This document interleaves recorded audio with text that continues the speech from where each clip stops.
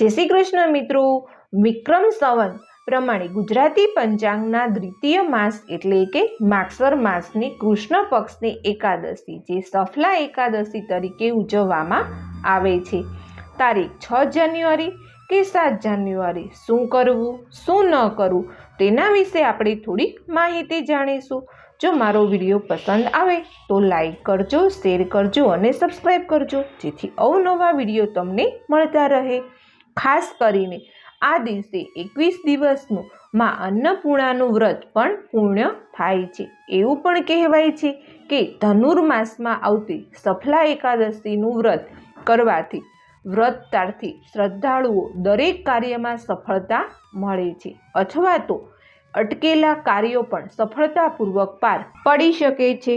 યુધિષ્ઠિરને ભગવાન શ્રી કૃષ્ણ કહે છે, હે રાજન, મોટી દક્ષિણાવાળા યજ્ઞોથી પણ મને એટલો સંતોષ નથી થતો જેટલો એકાદશી વ્રતના અનુશાસનથી થાય છે। માગસર માસના વદ પક્ષમાં સફલા નામની એકાદશી આવે છે। એ દિવસે વિવિધ સહિત ભગવાન નારાયણની પૂજા કરવી જોઈએ। જેમ નાગોમાં શેષનાગ, પક્ષીઓમાં ગરુડ, દેવોમાં ઇન્દ્ર અને મનુષ્યોમાં બ્રાહ્મણો શ્રેષ્ઠ છે, એમ બધા પ્રકારના વ્રતોમાં એકાદશી ઉત્તમ વ્રત છે।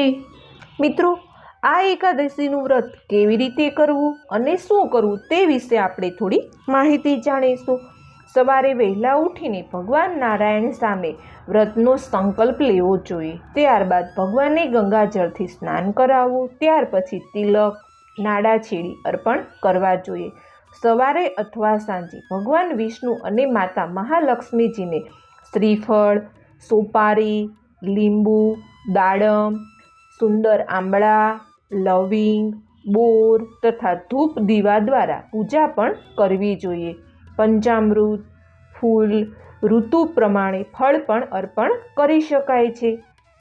જ્યારે આ વિધિ પૂર્ણ થાય ત્યારબાદ ઓમ નમો નારાયણ 108 વખત મંત્ર જાપ બની શકે તો કરવો જોઈએ। ત્યારબાદ ઓમ નમો નારાયણે મંત્રનો 108 વખત જાપ કર્યા બાદ મહાલક્ષ્મી માનો પણ 108 વખત જાપ કરવો જોઈએ।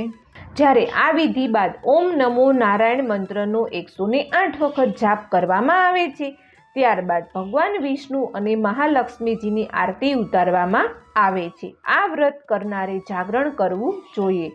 જાગરણ કરનારને જે હજારો વર્ષ તપ કરવાથી પણ ફળ નથી મળતું એ આ જાગરણ કરવાથી ફળ મળે છે। આ દિવસે યથાશક્તિ મુજબ દાન દક્ષિણા પણ કરવામાં આવે છે। આ હતી સફલા એકાદશીના વ્રતની માહિતી। તો આ મારો વિડીયો તમને જરૂરથી પસંદ આવ્યો હશે તો તેને લાઈક કરો, શેર કરો અને સબસ્ક્રાઈબ કરો જેથી અવનવા વિડીયો તમને મળતા રહે। જય સ્વામિનારાયણ મિત્રો।